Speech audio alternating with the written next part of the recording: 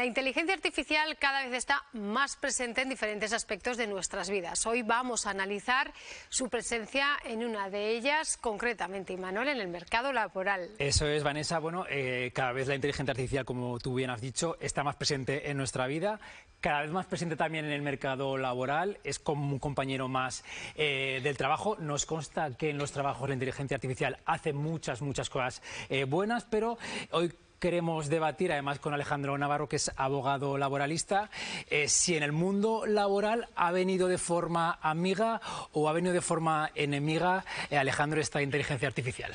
Hola, buenas tardes. Pues podríamos decir que está mitad y mitad. Hay una parte muy positiva para optimizar y para ser más eficiente, pero ya estamos viendo cómo está destruyendo puestos de trabajo y crea incluso desigualdades. Claro, porque cada vez la inteligencia artificial, decíamos, uno de los datos que también daba Imanol al principio, que dábamos aquí en este programa, es que cada vez está más presente en el sentido que incluso es la inteligencia artificial la que decide qué candidato es apto y cuál no para un puesto de trabajo. Claro, es que en lo que es el Departamento de Recursos Humanos tiene mucha presencia, tanto en la fase de contratación, en esa fase previa, y luego en la fase también de control de cómo se realiza el trabajo. Entonces, en la fase de precontratación, el análisis de los currículums también se está realizando con inteligencia artificial. Y estamos observando que hay desigualdades ya, porque parece que tira más hacia hombres que hacia mujeres.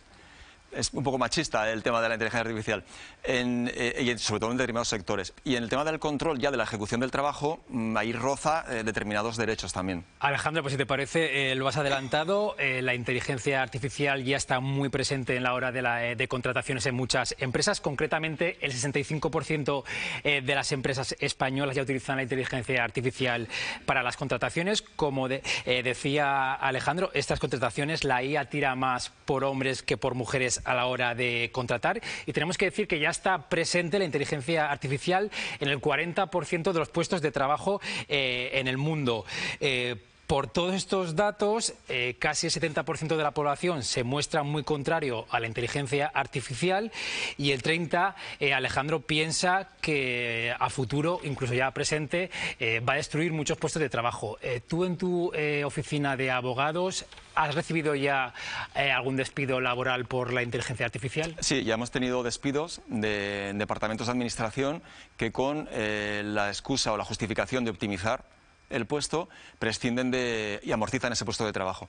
Sobre todo, estamos viendo que se sustituyen por agentes virtuales, que te cogen el teléfono, te atienden, y a lo mejor un departamento con 8 personas, un call center que tenía que tener 8 personas para atender al cliente, igual con 3 o con 2 es suficiente, porque el resto ya es IA.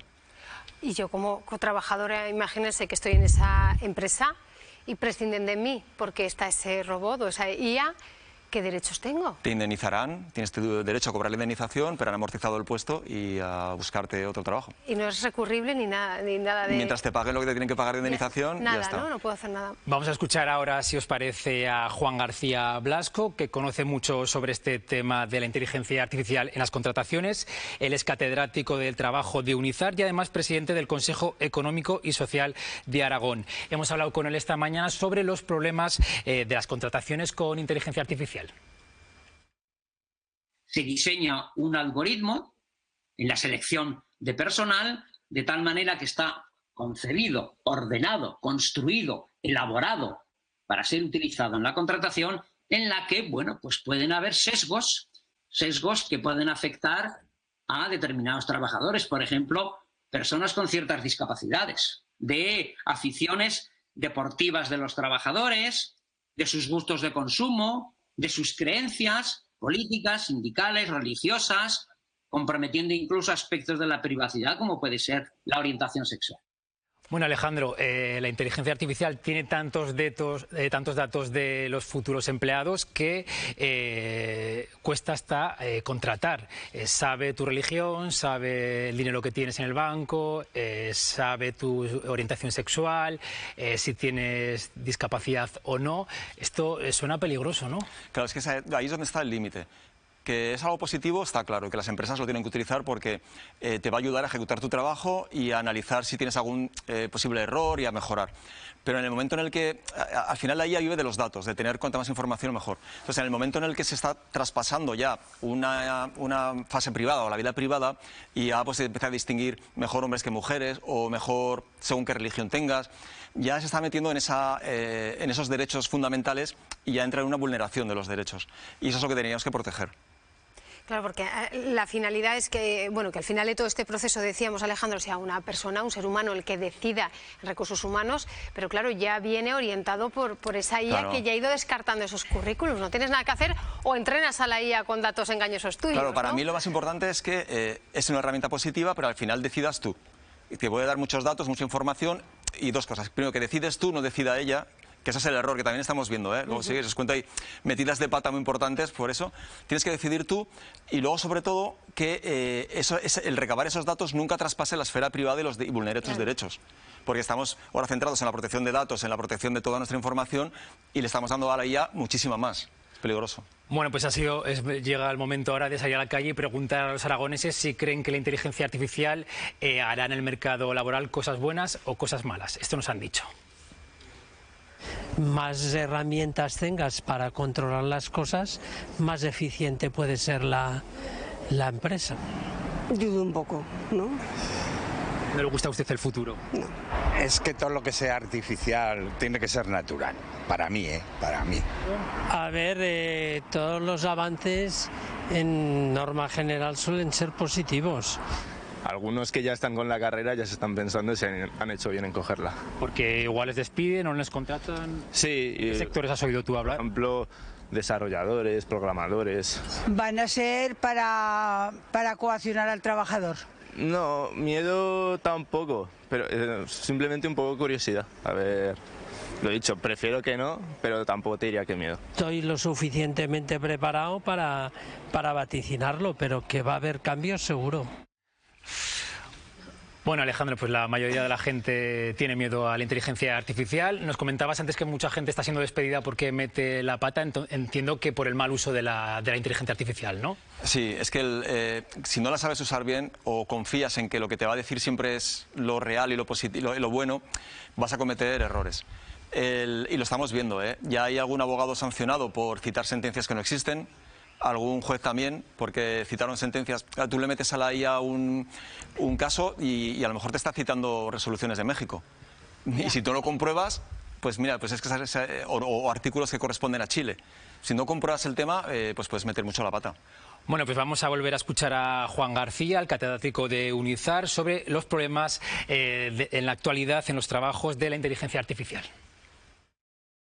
Primero con las nuevas tecnologías, unas más nuevas, otras menos nuevas, que tienen que ver, por ejemplo, con los sistemas de videovigilancia, con los sistemas de microfónicos, telefónicos, con los controles biométricos y los programas espías, con el control informativo de los niveles de productividad de los trabajadores, el seguimiento de los correos electrónicos, las navegaciones por Internet, esos relacionados con las nuevas tecnologías. Dimensiones del trabajo a distancia, con la desconexión digital. Bueno, Alejandro, obviamente en la actualidad en los trabajos hay muchas nuevas tecnologías. Tenemos el ordenador, tenemos el móvil, usamos el correo electrónico. Ahí está la inteligencia artificial presente o va a estar. ¿Hay mucho control en estos dispositivos? ¿Va a haber control? Sí, hay mucho control y en principio pues vamos a que haya más. Las empresas lo podrán utilizar, pero siempre y cuando sea justificado.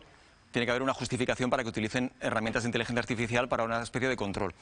La justificación sería pues aumentar la calidad del servicio, incluso fomentar la formación de los trabajadores detectando posibles errores, pero tienen que justificarlo, tienen que informar al trabajador de qué herramientas se van a utilizar y tiene que haber una proporcionalidad, porque no pueden revisar todos los correos, revisar todas las llamadas, revisar todo, porque eso ya sería excesivo.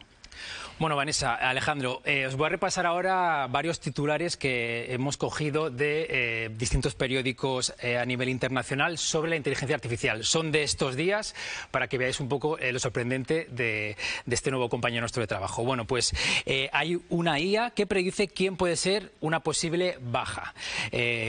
En otro titular cogíamos que se pueden usar sensores de la IA que dice al trabajador cómo moverse cada minuto. Hablábamos del control. La IA puede rechazar candidatos universitarios por sus hobbies. La IA en ciertos supermercados alertan a los jefes, a los gerentes, cuando su empleado baja su ritmo. También hay distintos sistemas de IA que deciden tu salario según tu productividad a tiempo real. Y este ha sido muy reciente también. Un algoritmo de Amazon notificó un despido antes de que hablara con su jefe. Encima la inteligencia artificial parece, Alejandro, que tiene guasa. Claro, es que lo comentábamos antes también. La inteligencia artificial se está nutriendo de los datos que consigue y de lo que nosotros le decimos que tiene que hacer. Según los parámetros que le pongamos, las preguntas que le hagamos, va a ir hacia un lado u otro. Y entonces habría que tener mucho cuidado de por dónde vamos y establecer muy claras las líneas que no tenemos que cruzar. Si no, claro, la IA se va cada vez haciendo muchísimo más compleja y va accediendo a todo. Pero ahí estamos nosotros para decidir, que no decida la IA, y nosotros pararlo. Pero claro, ante estos titulares que nos mostraba ahora mismo Imanol, dices el trabajador está en ese caso, un poco el trabajador, descubierto. el despido sería nulo. Ahí habría una vulneración de derechos fundamentales. No es que amorticen tu puesto porque optimizan algo y pues prescindo de 4 puestos. Es decir, cualquier momento en que se implante la IA para de alguna manera controlar algún aspecto en tu puesto de trabajo debe de ser comunicado antes. Sí, hay que comunicarlo. De una u otra manera. Tiene que ser proporcional y justificado. Y si traspasa ya la barrera de los derechos fundamentales, entonces el despido sería nulo. Alejandro, ¿y qué pasa, por ejemplo, si la inteligencia artificial, pues como decía en el primer titular, predice que yo me puedo coger una posible baja? Siempre es una posibilidad. Si yo no acabo de cogerme la baja, ahí, claro, en la realidad... Claro, es que eso va a ver, claro, ¿en función de qué? En función de tu edad, por ejemplo, o de tu afición. ¿Te gusta esquiar y ya tienes años? Pues vas a venir con la rodilla fatal. Pues hombre, eso igual es también discriminatorio, o puede atentar contra tu dignidad, porque pues igual nunca me lesiono. Porque seas deportista, claro. ¿no? Bueno, hay que dejar claro que la inteligencia artificial no va a llegar solo a empresas que utilizan nuevas tecnologías o informáticas, también va a llegar a otro tipo de sectores como el de la hostelería. Hemos visitado un bar de Zaragoza que elabora y sirve más de 700 tapas al día. Les hemos preguntado si les gustaría compartir trabajo con la inteligencia artificial. Esto nos han contestado. Situado en el corazón del barrio de Las Fuentes, este bar presume de servir casi 600 tapas al día. El fin de semana pueden llegar a las 800, todas ellas elaboradas el mismo día. La oferta es de 4 tapas, 4 euros. Esta cifra no se queda aquí, también preparan más de 300 cafés. Tenemos una oferta de desayuno de 2,40 que va con el café y la comida y damos unos 300 desayunos cada día. Estos precios populares hacen que cientos de personas pasen por aquí cada día. Pues sí, por las mañanas a tomar un cafecito, sí, es lo que nos pone las pilas. Y en un futuro todo apunta a que habrá un nuevo cliente, la inteligencia artificial. Pues mira, a mí la inteligencia artificial me parece más artificial que inteligencia. Con eso te digo todo, lo siento. En muchos restaurantes ya se está probando un nuevo sistema para mejorar la productividad en este tipo de negocios. Lo veo bien. El objetivo, optimizar, entre otras funciones, el número de tapas elaboradas, los cafés puestos, las mesas recogidas y limpiadas, el tiempo que tarda un camarero en servir e incluso la tasa de ocupación y si este camarero sonríe al cliente. Nosotros aquí, precisamente, la amabilidad, la rapidez en el servicio es nuestro objetivo siempre, de la cocina igual. Un control productivo, entre comillas, que también se realizará a los clientes. Se conocerá los días que entran, el tiempo que están en el bar, la tapa que comió el lunes y lo que bebió el jueves por la tarde. Y mucho, mucho más. Hombre, tanto como eso no me gusta que me controlen tanto. Un poco de libertad también tienen que tener, si no... Una información siempre al servicio de mejorar, como hemos dicho, la productividad del negocio. Supuestamente no es un control. ¿Qué les parece? A mí no me gustaría en absoluto. Es más, contraria totalmente. Hoy me bebo un Nestí, mañana un Colacao. Pues quiero que el camarero me ofrezca esa disposición a todo sin que me controle lo que tomo. Con estos datos y la información obtenida, la última palabra la tendrá siempre el jefe. Tampoco me importaría, yo entiendo que muchas veces no sé, será para ayudar, ¿no? Un nuevo cliente, la inteligencia artificial, que de momento poco conocemos de ella, pero que dan ganas de invitarle a una tilita. Bueno, dan ganas de invitarles a una tila, la verdad, y dan ganas de no salir de casa, Alejandro. Tanto control, es verdad que se va a optimizar todo mucho, pero claro, lo que decía mi compañera Vanessa, que si yo no quiero que igual no me tomo lo mismo el lunes que el martes, que el miércoles, porque tiene que tener tanta información, ¿no? La IA. A mí me parece un tema apasionante, pero muy peligroso. Es muy peligroso. Y si estamos con una legislación, una normativa de protección de datos muy fuerte, no podemos pasar luego a la IA y saltárnoslo todo, porque al final le estamos dando muchísima información a no sabemos muy bien qué. Claro, entiendo también que el trabajo de los legisladores cada vez se os complica más, porque la legislación tiene que ir avanzando conforme avanza la IA. No sé si ahora mismo está avanzando a la par o todavía queda... Es complicado. El problema es que todo lo que tiene que ver con la IA va a una velocidad brutal. Claro. Y por más que ahora sí que hay organismos en la Unión Europea que están regulándolo, es que va muchísimo más rápido la IA. Pero bueno, al final es un poco de... Ya no es de sentido común. Al final es un poco de tener unos criterios morales muy claros de hasta dónde tiene que llegar esto. Hasta que no pongamos ese punto moral de qué queremos que haga la IA y qué queremos que no, pues es un poco todo vale. Y eso es muy peligroso, sí. Bueno, pues escuchamos por última vez a Juan García, el catedrático de UNIZAR, sobre el futuro de la inteligencia artificial en nuestros mercados laborales. La base, los derechos fundamentales del trabajador. Esa inteligencia artificial debe utilizarse humanamente. Es decir, tiene que tener siempre un control humano para evitar riesgos derivados ¿de qué? De un uso abusivo. ¿Sí? Es decir, la proporcionalidad. Por tanto, es ese equilibrio entre las necesidades productivas, el aspecto positivo que la tiene la inteligencia artificial en los medios y las formas de producción, hombre, y la afectación a derechos que son muy importantes. La fuente más importante para regular estos aspectos no es la ley, no es exactamente la ley, que probablemente ya está agotado, sino la negociación colectiva en la empresa y en los sectores productivos, como ya están haciendo algunos convenios. Bueno, Alejandro, para terminar, entiendo que inteligencia artificial sí, pero siempre respetando al trabajador y sus derechos fundamentales, ¿no? Sí, eso es. Sí, porque es el presente y va a ser el futuro, y como herramienta es muy útil, si la sabes usar bien y con cuidado y cotejándolo todo bien.